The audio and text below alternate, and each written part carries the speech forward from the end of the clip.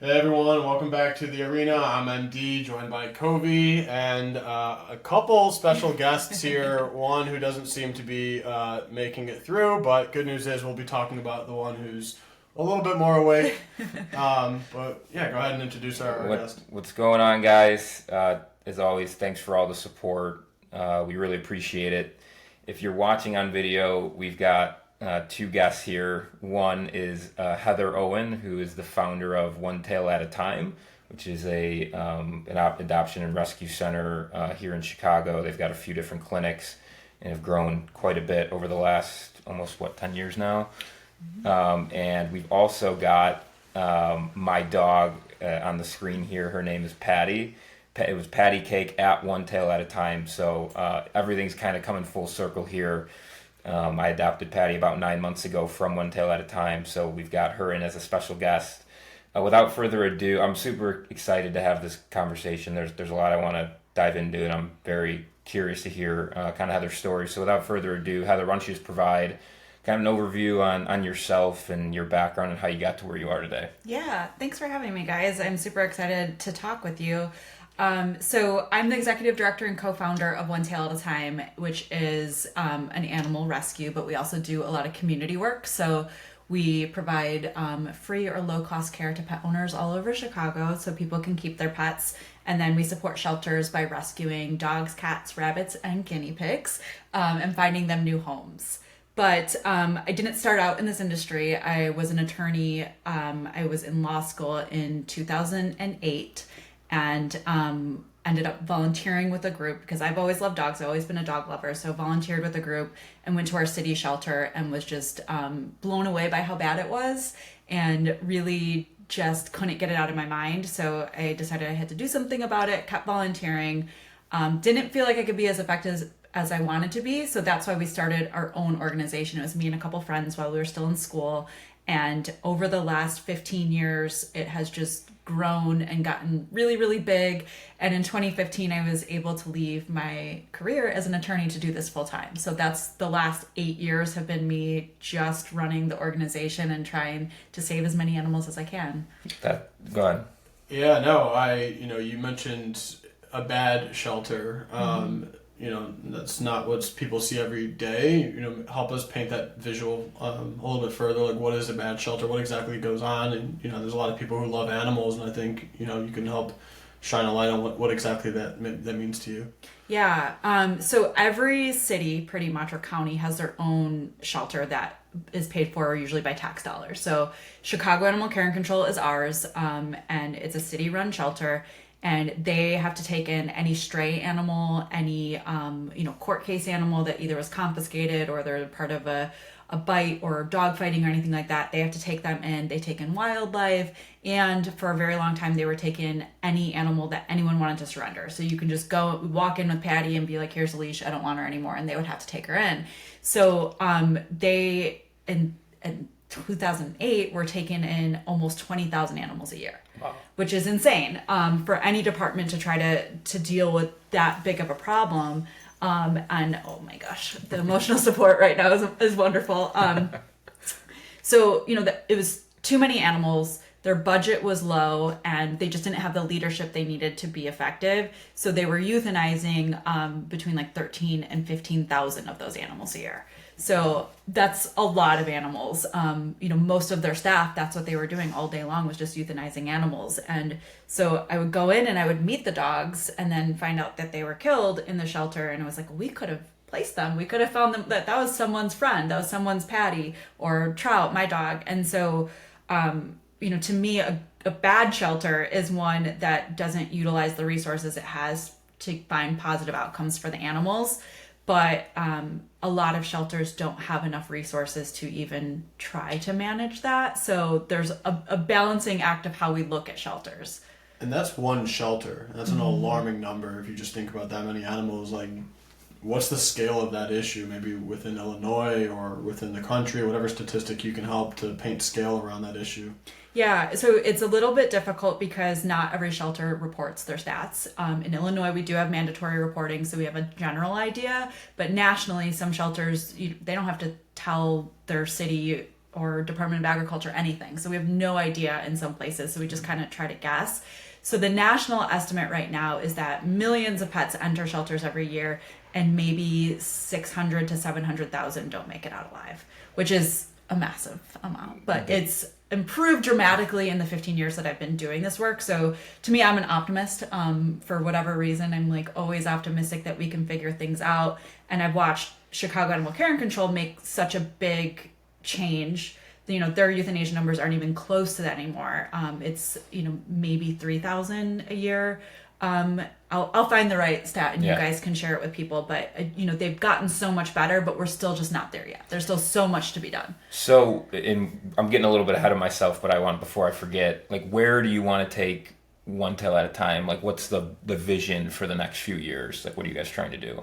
Yeah, so I mean, we're trying to do two things, which is put a Band-Aid on the situation by taking as many animals as we can out of the shelters and finding them homes, because they don't deserve to die, while also doing preventative work. So that's what we try to help people keep their pets and pay for them so that they can get care and give them everything they need to keep the pets that they love. So it's about finding community solutions, supporting people that really want to keep their pets, keeping pets out of the shelters to begin with, and then the ones that are there, helping them as they come in. Got it. So let's go backwards a little bit in your life. So why don't we start with, like, what drove you to want to become an attorney? And then just talk about the process, one, of when you're in the stage where you're not only working full-time as an attorney, but you're also managing this on the side.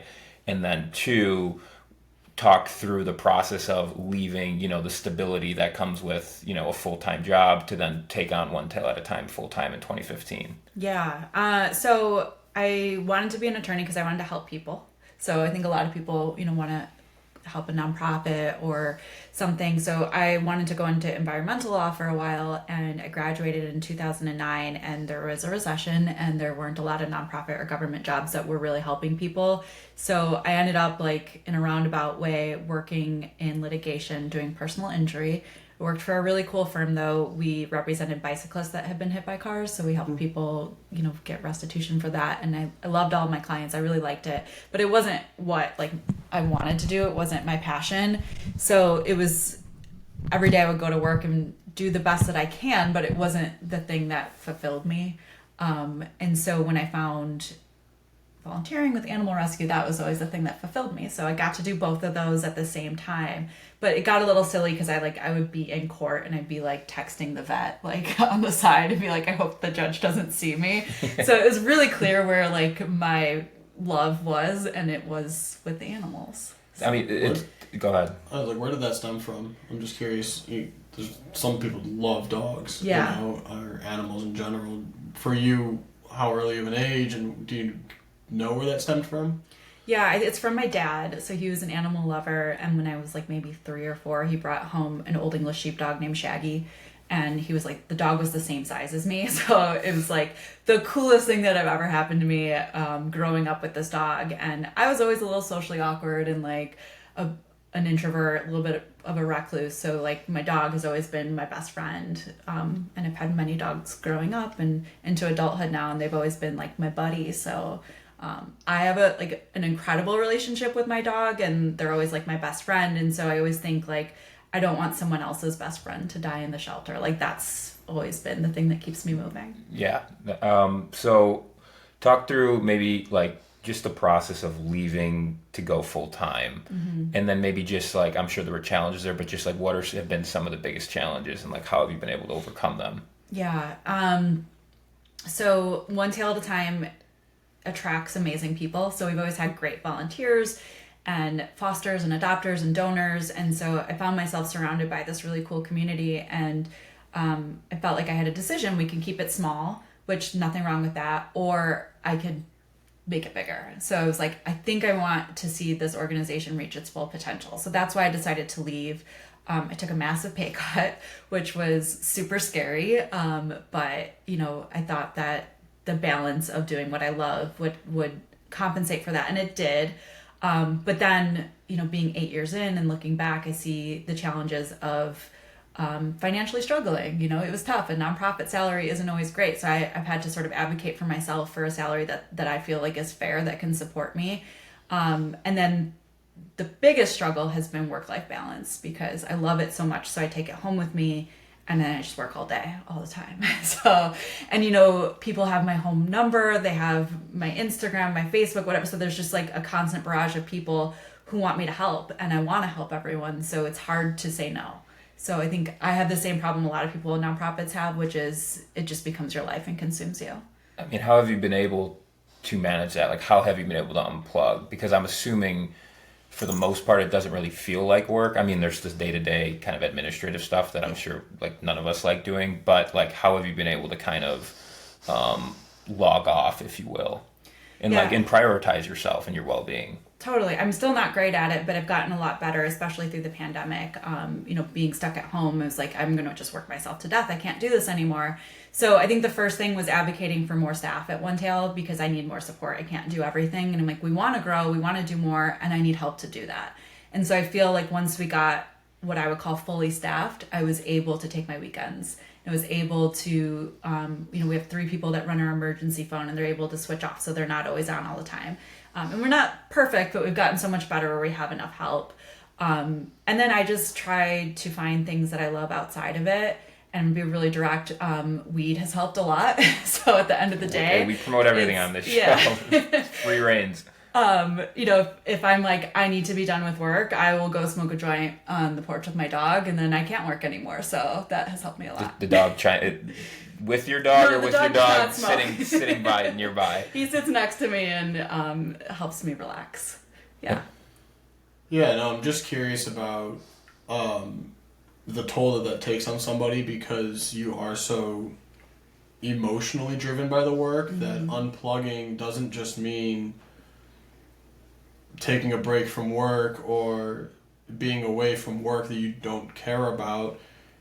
Is there ever a sense of, you know, for every minute I'm not working, you know, could be an animal that isn't saved, right? And like, for somebody who's so passionate about an animal's life, how have you found ways to mentally cope with the idea that you need time off and like you can't save every dog or every animal, you know? And I'm just curious, like, because I can't relate to being in a job where taking time off is taking time away from something I'm so passionate about, for that example.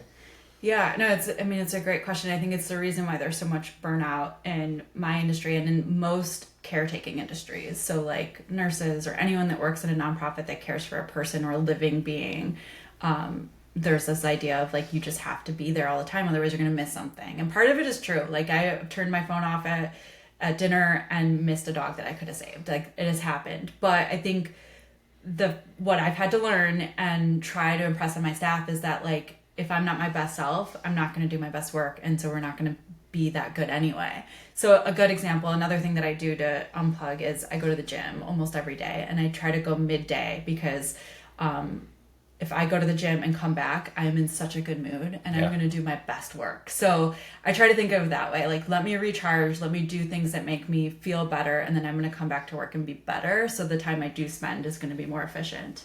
That's why I have to go to me personally in the morning because it sets my day up for success. I feel so like if I just start working, I'm like half asleep, like trying to send an email. Whereas if I just get to the gym and it just wakes me up and it sets my day up. So I mean, that makes total sense. And like, I just want, like, I think a lot of people on the surface would love, like, everyone wants to help an animal. Everyone wants to help the homeless person. Like, what ultimately drove you to actually, like, not only I want to do this, but like I'm going to do it and do it. Like, what got you to actually like take action?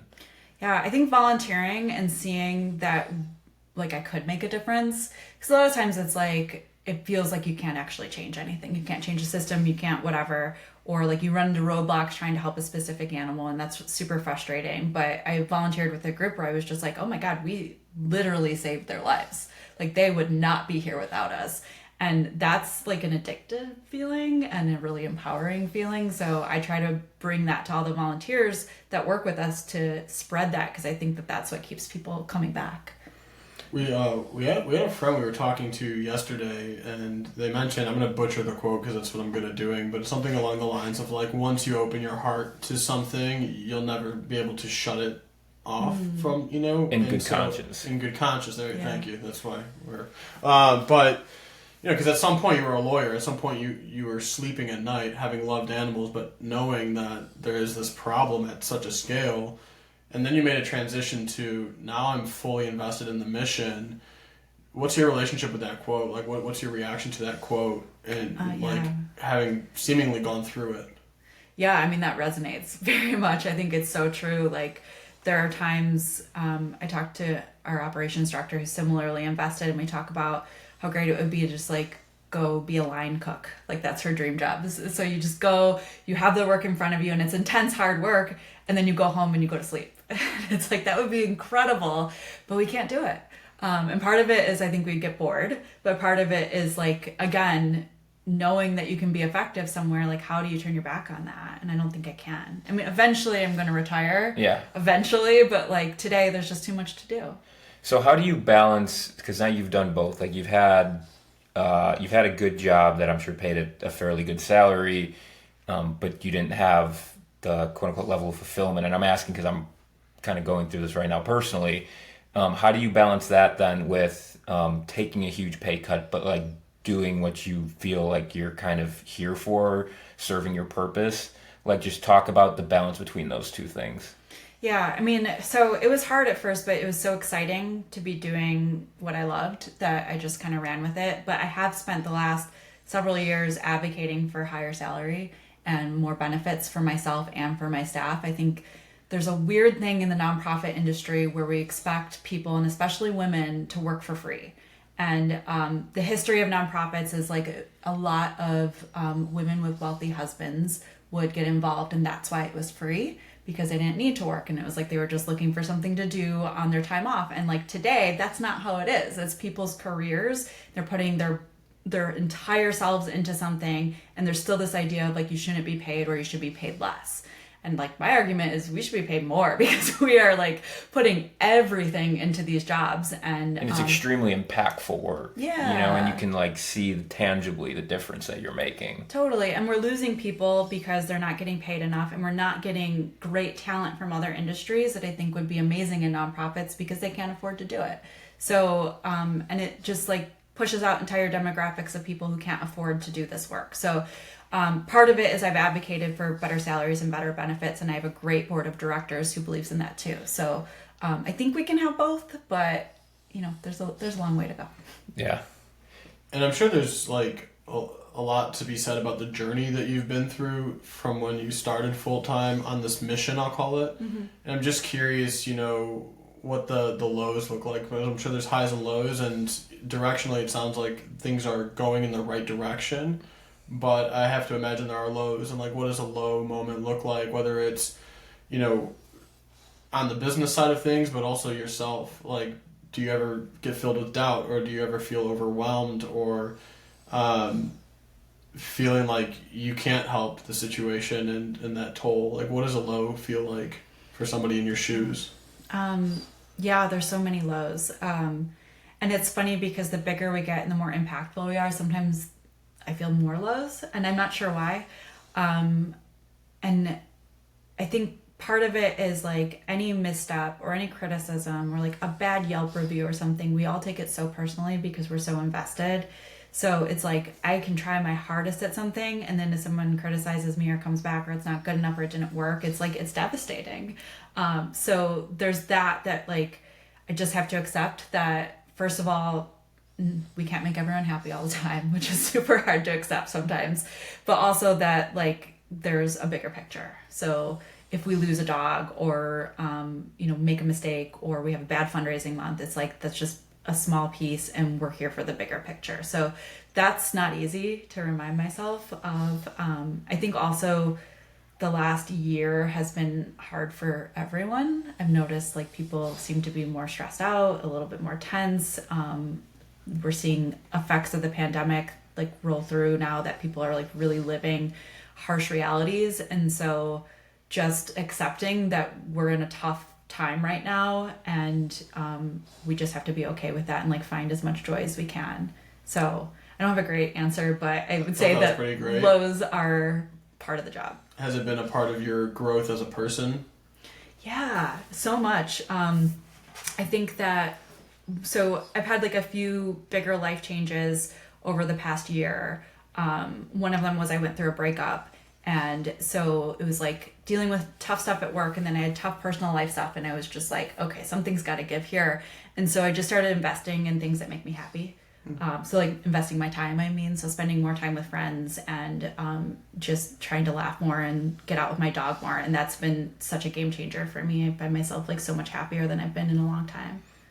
How have you figured out what makes you happy? Have you like started trying new things? Because I think there's so many people, myself included, maybe up until a little bit more recently, that is like, you think you know what you like to do, but you ultimately don't know what you like and don't like until you try it. For me, my example is always like comedy improv. Like I started doing that a few months ago, doing it strictly for like personal development reasons, and I actually found out it brings me like a ton of joy. So like what do you like to do, and like were you out there just kind of trying new things to take your mind off the breakup, or like how did you navigate that situation? Yeah, I think you're so right. And so I always talked about it as practicing joy. It's like, if I find something that I kind of like, let me keep doing it and see if I can build on that, or let me just try new things and see what it brings to me. But like, I don't know, I'm an introvert and I like to stay home, so that's not been easy. But I have like a great group of friends, so it's sort of just like, invite me out if you're going to do something, I'm gonna come. And like, we joke that like this is my year of being a yes girl, where I'm just like saying yes to everything. And if someone invites me to do something that's out of my comfort zone or I wouldn't typically do, I'm just gonna go and see how it goes. I think that's people need to hear that and like listen to that again, because I think it's just so important. I try to preach it, to get out of your comfort zone, embrace discomfort, because I think in doing that you realize that like these things that seem so scary really aren't, and most people are thinking the same thing, and like everyone's so worried about, what is this person going to think about me? What if I fail? And like that's what leads to growth. And I'm sure you can probably relate to that firsthand if that's what you were doing. Oh yeah, totally. And like, to go back to the gym, because it's one of the things that brings me the biggest joy. Like stepping foot in a gym was like the most terrifying thing I could ever think of. And like the first year I like couldn't even get through like the warm-ups without like wanting to die. And now it's like the best thing that's ever happened to me. And I almost didn't walk through that door. So did you ever have a sense of because I've been working out, I think him too, for a long time. It's always been a place of comfort for me. Like someone's that maybe hasn't been to the gym as much and goes in there, is there ever a sense of like, I don't think doubt's the right word, but maybe just like awareness, just like worried that like you're not gonna fit in. Like I can't relate to it at all, but I've heard people say like it's scary to go to the gym for the first time, or it's scary to like, but you don't feel like you belong. Did you feel that at all? I like was super nervous about that, and I think like women have also that fear of just like people looking, like we don't want to be looked at, like just let me do my exercise. And I like stumbled onto a gym that is all different ages, all different abilities, all different body types, like different demographics, and so it just felt super warm and accepting from day one. And I'm quiet and I'm not going to make friends with everyone the first day, but like today, 3 years later in the same gym, I walk in and say hello to everyone and just like do my workout and just have a great time. So I think there's always that worry that like everyone's going to look at you and be like, why are you here? Yeah. But no one's looking at you. Yeah. Yeah, I mean, there's for sure an insecurity that comes with that. Insecurity. Yeah. That's the word I was looking for. I felt like I was playing Wordle over here. But there's many ways you can respond to insecurity, and ultimately I think a lot of people they shy away, they run away from where they feel insecure, but the more uncomfortable way to do it, and perhaps the more effective way is to overcome it, and because I remember back in high school when I first started out, you're looking up at the seniors and you're like, okay, well, I don't belong here, or I can make myself belong here, and so that kind of just brought me back to that in some ways. Yeah, definitely. So I know we talked about, and I'd actually, you know what, I do want to dive a little more into this. Sorry, and then we'll talk more about the good side. But like going through a breakup, because I think a lot of our listeners can probably relate.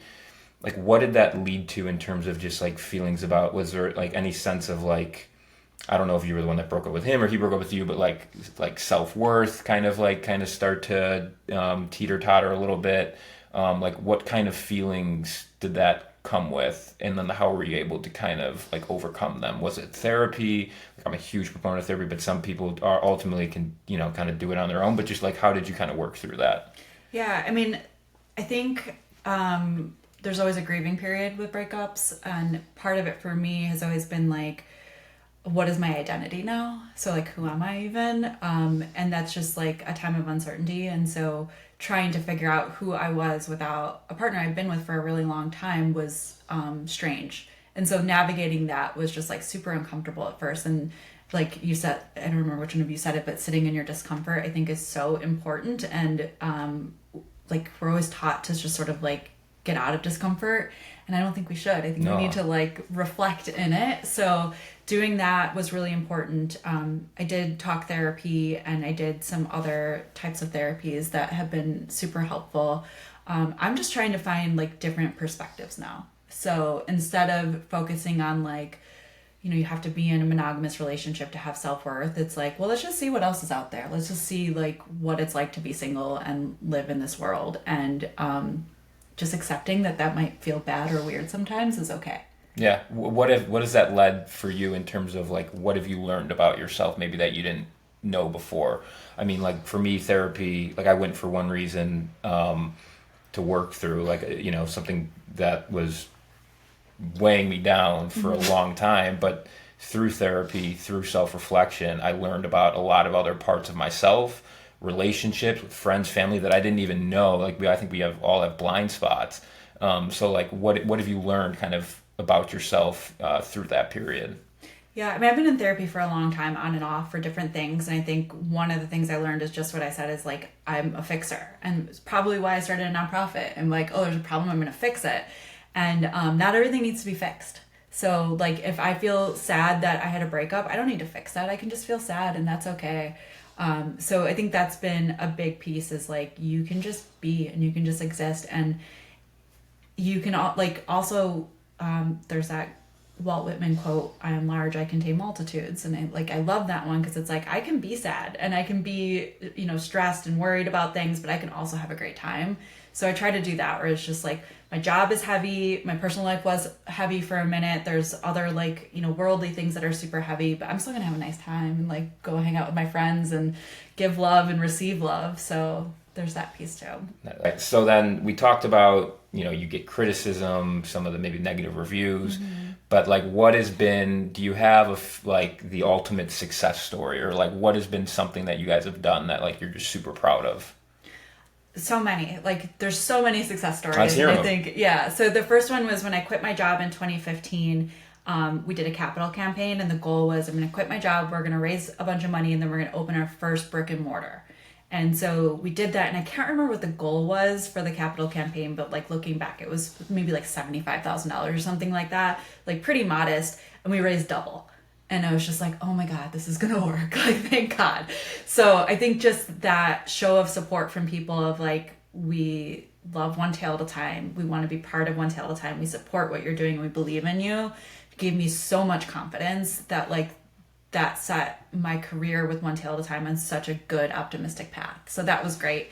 And then in 2020, we did our second capital campaign, and this was the first time I think I ever felt like real nerves about like, are we doing the right thing? Is this going to work? Is this going to be a massive failure? Because we wanted to open our own veterinary clinic, which would help us save money, save more animals, be more efficient, just streamline everything. And we raised the money and opened it, and it's been hugely successful. And we have 3 veterinarians on staff, a bunch of amazing vet technicians and animal care staff, and they're just like crushing it. And the support from the community is what keeps me going every day. And like, the thing that I love about One Tail is we don't have one wealthy donor. We have a mass amount of people that give what they can, whether that's $20 a year, $100 a year, you know, 10,000, whatever it is. We appreciate it and love it, because we are, you know, lifted up by the community. I want to ask about the leadership aspect that comes along with your role in particular as this thing has grown. How have your leadership abilities grown? And then, you know, I also want to talk about the fact that like, many of us will not start something or not do something because we'll look for a reason not to. And for many of us, we'll identify an area of weakness. Oh, I could never lead so many people, for an example. was leadership ever something you thought about as you saw this thing really taking off? Is like, do I feel adequate to lead, or was there an imposter syndrome that you had to overcome? I think I didn't even realize what I was getting into, so I didn't think about it at first. But today, there's a lot of imposter syndrome and a lot of stress about my leadership because we have staff now. So at first, it was just me and one other part-time person, and now there's 26 of us, and I'm at the top. And managing people has never been my strong suit. That's not why I did this. So that's been something I've had to learn, and it is absolutely my biggest weakness. And so every day, I try to be a little bit better, and then I try to hire people that are better than me at it so that everyone that works for us feels supported. And it's something that we I think has been one of our biggest hurdles in growth. So and there are days when I beat myself up about it. There's days when I'm like, I should leave and someone else should come and do this. And then but there's more days where I'm like, well, I'm just going to get better. I'm just going to improve those things that I'm not good at, and I'm going to bring more people in, and we're going to figure this out. So it's been a journey, a tough one. And so for someone who, whether they're realizing they're getting into it or not, for somebody who is moving into a leadership role that maybe has hesitancies about their abilities to lead, like what is a piece of advice or multiple pieces of advice that you would give that person? I mean, I think tap into what you're good at. So there's a reason if you are going to start something and be a leader, like there's something inside you that is a wonderful leadership quality. So just like grab that. So like I'm really good at storytelling. So I do that for our organization. I'm really good at gathering people and helping them feel empowered. So I do that. I'm not good at mentoring people. So I have to find someone else who can mentor our staff to help them move up. So it's do what you're good at and then find other amazing people to fill in your gaps. And how have you been able to recognize that? Like recognizing when you're like what you're not good at? Is that just through self-reflection? Is that through people giving you feedback? Like I think it's hard for us to sometimes identify actually both our strengths and weaknesses. Yeah, I mean, I think I'm painfully self-aware, so that's good and bad. So a lot of it is self-reflection and like looking back and being like, wow, I handled that very poorly. Let me go back and figure out how I can do it better. But then it's also feedback. And again, we have so many people in our community, so I get a lot of real honest feedback, which is hard sometimes, but it's also really good. And then I have a really supportive board of directors. And so they're good at finding things that I need to work on. And, you know, they're my boss technically. So I get annual reviews and support from them, and they can be like, hey, we notice weaknesses here. Let's bring someone on to help, or let's do this management training or whatever. Do you guys have an associate board? Mm-hmm. We do. We have a fundraising board. They're amazing. I think there's 50 of them this year, which is so cool. And I love the associate board because they're fundraisers, and so they bring a lot of money in, but they also just like to have a good time too. So it's a good, like, again, I'm looking for joy this year, so I like to hang out with them and just have a good time while we do good things together. I want to get back to like the problem in the first place that this organization is solving reactively, if you will. Yeah. You know, I'm just thinking about for myself and for the many people who, like me, are not pet owners, besides owning a pet, besides financial donation even, like what is, in your opinion, stemming, like causing the problem at large, and like what are ways that the average person can maybe help beyond financial donation to a charity or a non-for-profit organization, as well as beyond just adopting an animal? Yeah, I mean, so like any problem that a nonprofit or industry is trying to solve, like it's huge. It's systemic. So the number one reason people surrender pets to Chicago Animal Care and Control is housing issues. So if people can't bring their pit bull to an apartment because they're not allowed there, and they can't afford to go find somewhere else or to pay a big pet deposit, what are they supposed to do? So I think there previously was this idea of like people that come in to surrender their pets are bad people, and then the rescues that save them are good people. And we want to get rid of that dichotomy and start looking at like, why are people surrendering their pets? And most of the time it's hardship, it's systemic issues like housing and lack of housing, or like very nuanced mixes of all that. So like an example would be there was a woman who came in and she was elderly and her son was with her, and he's like, I live far away, she lives by herself, she needs to go into assisted living and she can't bring her dog, and I have a dog at home that doesn't get along with other dogs, and we don't have any other family here. So it's like, what are you supposed to do with that dog? And anyone might look at that and be like, well, I don't know, I'd sleep in my car or whatever. But it's like, that's not realistic for most people. So I think the number one thing we can all do is extend some compassion and empathy to our fellow humans and try to understand what they're going through instead of judging people. And then, let's vote for people that care enough about people that live in Chicago so that they can keep their pets, they can keep housing, they can get an education, they can pay for healthcare, they don't have to worry about so many things. So I don't know, if we can just like find a way that people can just have a basic standard of living, I think we would solve a huge portion of our problem. Well, I think that's just such an awesome answer to hear, because we had the executive director of Street Samaritans on, and one of the questions that we asked was like, there's often this like, how can we help the whole homeless population? It's like, that's not the goal, but what you do have a moral obligation to do is to be a good human being and be a kind human being and just extend what you said, which is like empathy and compassion for people. And I think that's probably what you'll hear from most nonprofits. And it's something that's so easy, but I think we just get lost in like, how can we actually solve this whole problem? Well, if everyone did that, the problem would be a whole lot smaller. So I think just the fact that you said basically the same thing she did is for a totally different problem is just great to hear. Yeah. It comes from a place of compassion and selflessness to be even thinking about what the person who's surrendering the animal is going through emotionally, and to just take an effort here to destigmatize maybe what the broad perception of those people are. Just a really generous perspective of you. And I didn't always have that perspective, and I think that's important to note. Is like when I first started, I definitely was like, who would ever surrender a pet? And then I spent time in animal control, and there's like one specific story that always sticks with me, and it was a family that came in, and it was a little girl holding her dog and crying, and they're like, he got hit by a car, we can't afford it, we need to give him up. And then I just watch animal control be like, okay, take the dog. They signed it over, and then the family left crying, and then the dog got rescue, they paid for it to get care, and then it got adopted elsewhere. And it was just like, wow, this seems really not only wrong ethically, but also really inefficient. Why are we putting this animal in another home if foster homes are a scarce resource and it already has a home that loves them? Why don't we just keep it there? So that we started our programs sort of after I had that epiphany, which I had that epiphany too late. I wish I had it 15 years ago. But so we've been running a program out of animal control to help people keep their pets since then.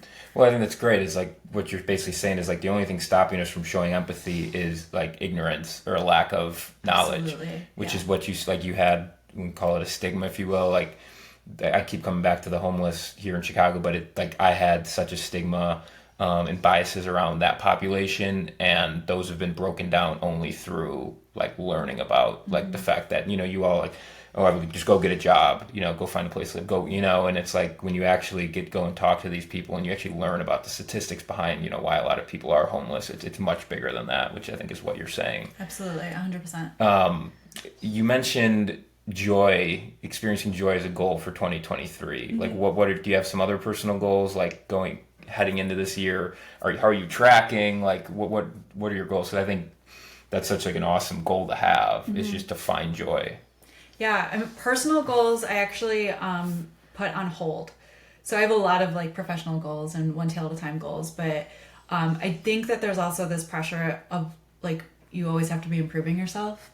And I think that I spent the last couple of years like just working myself to death in so many different areas where I'm just like, I'm going to get healthy, I'm going to be outside, I'm going to read 100 books and like all these things. And I'm like, I just need a rest. So right now, my goal is just to like exist and find a little peace and enjoy my friends and my people.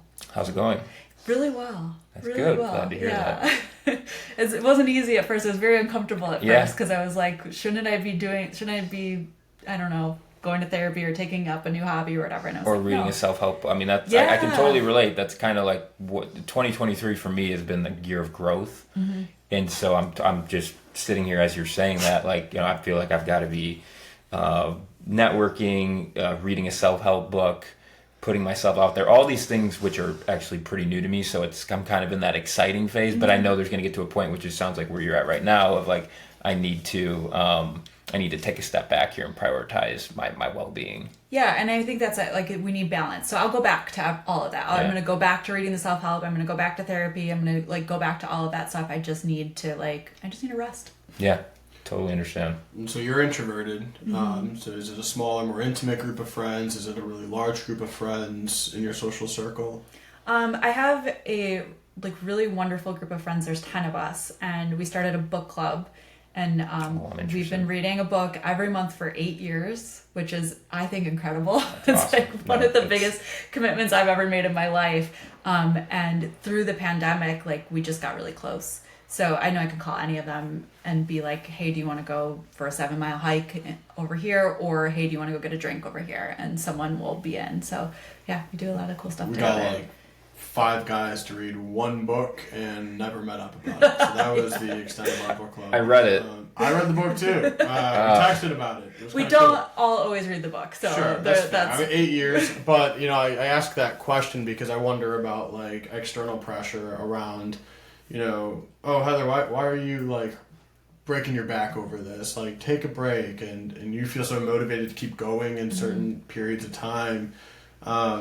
Is there that external pressure? Has it just been undeniable support, or what has that experience been like, juggling what you're already going through with having to maybe feel the weight of appeasing those relationships and friendships?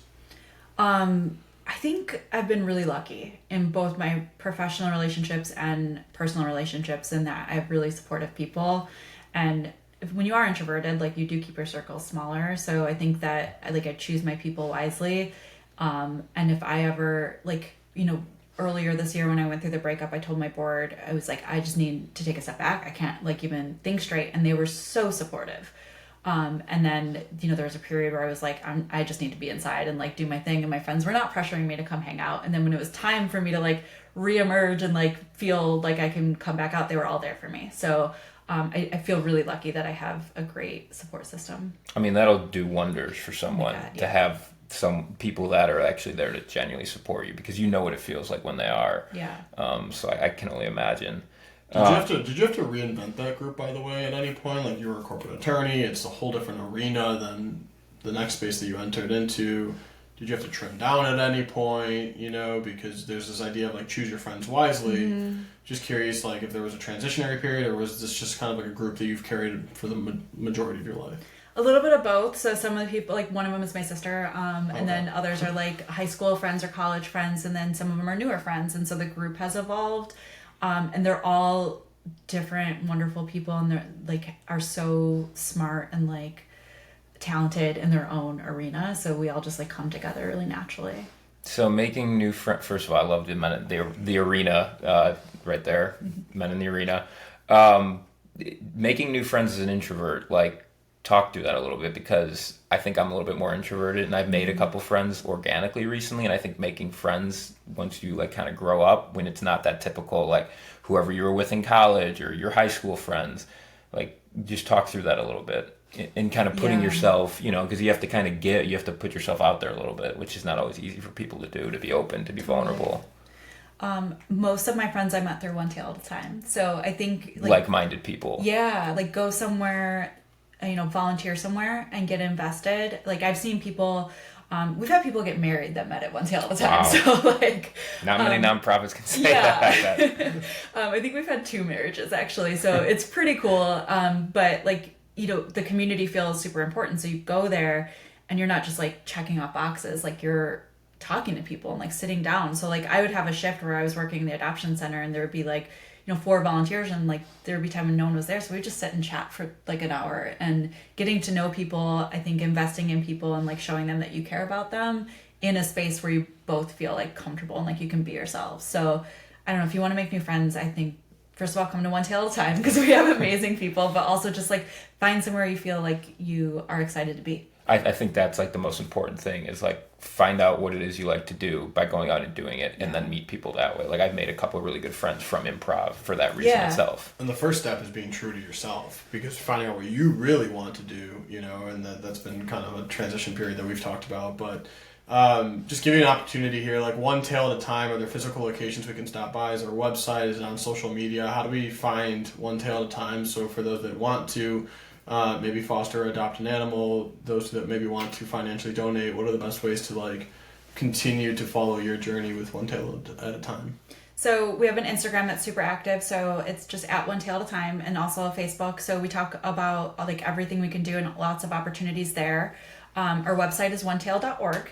And then we have a dog adoption center in Bucktown. You can walk in anytime we're open and just like chat with us and meet some dogs. And then we have a cat facility in Wicker Park that is like a gift boutique, and all the profits go back to us. And there's free roaming cats. So if you ever just want to like go pet a cat, just go check out Torty and Co. Self-care. Yeah, totally. But yeah, if you go to the website, you can sign up to foster. You can look at all the adoptable dogs. You can be a member, whatever you want to do. But there's so many ways to get involved. So. Not to open up another, we've got a few minutes here, but not to open up a big can of worms, but talk from your perspective as it relates to adopting versus, getting an animal, whether it's a dog, whomever, from a breeder. Just like give your thoughts and perspective on that, because I think probably, I would imagine, I want to hear it. I'm sure that most of our listeners do as well. Yeah, I mean, I don't judge people that go to breeders. I do ask that if you're going to go to a breeder to do your research, because there's a lot of breeders that they're all salespeople. They're all running for-profit businesses. So they are going to come and tell you what you want to hear. So you have to really be careful and try to navigate that system with as much due diligence as you can. But I will say that I don't think that there's any reason for 99% of the population to go to a breeder, because there are incredible dogs in the shelter, like Patty, who has been sleeping on me for an hour.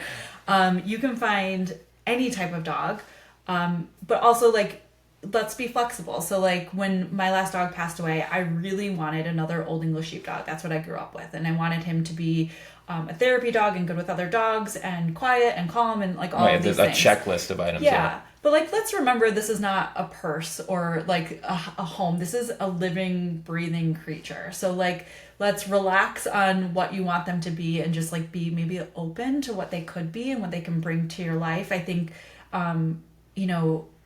there's no Old English Sheepdogs in shelters, but there's other big, furry, fun dogs. So I got a St. Bernard mix, and he's like the coolest thing that's ever happened to me. And he didn't check every single box that I wanted, but he brings so much to my life that like I could have never imagined, because he is an individual that if you're just open to that, and a little flexible, you're going to find a great friend in the shelter. And your story I think is really, inspiring too, because you didn't want to adopt, or you weren't looking to adopt. You fostered her, and she probably wasn't everything on your checklist, but once she went to the adoption center, you're like, oh gosh, I can't live without her. Yeah, that's exactly what I was going to say, is like, for me, something that I think I've always wanted is because I've grown up with dogs my whole life. I've seen them interact. Like, I love seeing dogs interact with each other, especially in like dog parks. I just think it's so funny. Like, these all have such unique personalities, and Patty is obviously was not socialized with dogs when she was younger, and so is very fearful of them and can't be around other dogs. So like, yes, that was something that I was obviously like not ideal for me, but she puts a smile on my face every single day, and everyone that meets her. And there's just so many other amazing qualities that I've told you about, like never bark. I mean, I could go down the list. Yeah. So I would agree. Like, I think it's very important to be flexible, because it's very hard to find a dog that's going to check every box, and honestly, you might not even know which boxes you ultimately like want to check. Like, there's other things you don't even realize about these animals that have just like the most interesting and unique personalities. Yeah, totally. Yeah, just be open, and you're gonna find a total best friend. Do you know the percentage of dogs that are adopted versus like through breeders? Do you know like any? If that 99% was accurate, or no, so that was just me being like, I don't think most people need a dog from a breeder. Some people are looking for like a working dog or like a farm dog that's going to do a specific task. So it's like, yeah, if you need that, or if you need a guide dog or something, then like do your thing. But if you just want a pet dog, like just go to the shelter. I can look this up and we can link to it too. But there are some like statistics that make me really nervous that younger generations are going back to breeders, because millennials were like the biggest population to start adopting from shelters and rescues. So that was huge, but now younger generations are going back to breeders. And I know why that is. I think it's because rescues and shelters are behind on tech.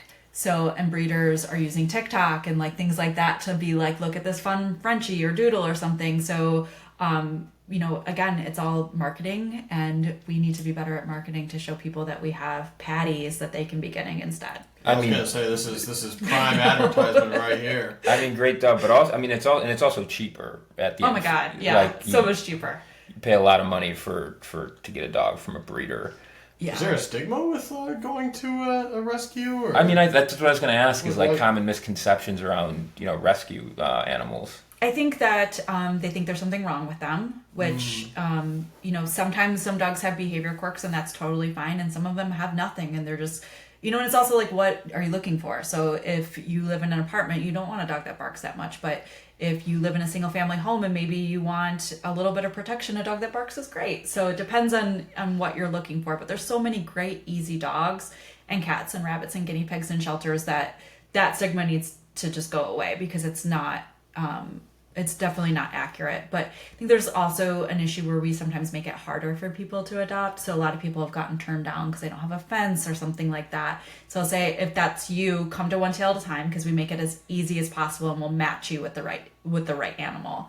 And then I think there's also the stigma that there's only a certain type of animal.